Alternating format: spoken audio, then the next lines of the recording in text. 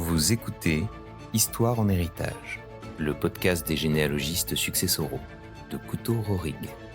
Épisode 12, Le fil, par Laetitia Guichon-Pay.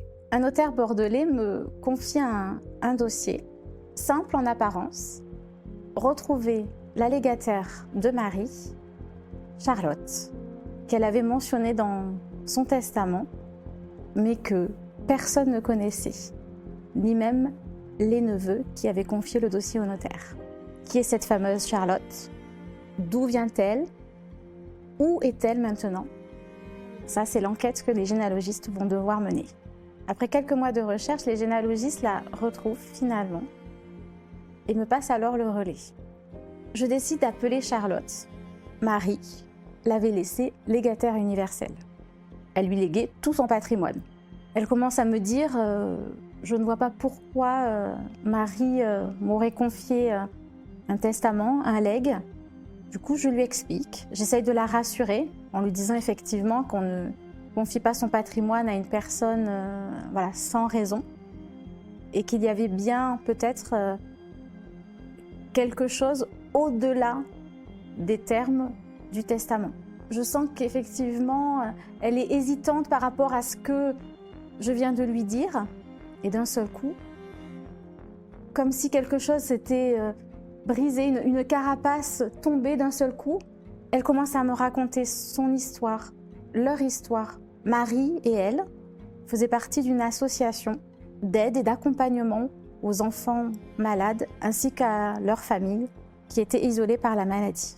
Marie, de son côté, fonctionnait administrativement, tout roulait, ça c'était quelque chose qu'elle savait faire. Elle aidait administrativement, juridiquement les personnes, les familles, mais parfois elle était envahie par toutes ces émotions qu'elle avait du mal à canaliser. C'était comme si sa propre souffrance, sa propre solitude refaisait surface.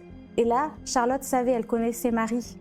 Elle savait effectivement qu'au sein de cette association, elle fonctionnait en binôme. Dès que l'émotion était trop forte, Charlotte prenait le relais de son amie Marie. On en est resté là. Parce qu'effectivement, on sentait qu'au niveau de l'émotion, c'était compliqué, beaucoup de choses remontaient en elle. Elle me rappellera 3 jours après, en me disant « Je vais prendre ce testament, prendre ce flambeau que Marie me confie. » Parce qu'effectivement, c'est comme ça qu'elle l'avait ressenti. C'était pas juste une succession, un héritage qu'elle recevait. Charlotte me dit « Ça va être compliqué pour elle de mener à bout ce projet de vie que Marie semble lui confier. » Charlotte ne se voyait pas le faire seule. Elle va me demander de l'accompagner dans ce parcours, dans cette mission que Marie lui confie. Ensuite, avec le notaire, nous avons mis en place cette transmission.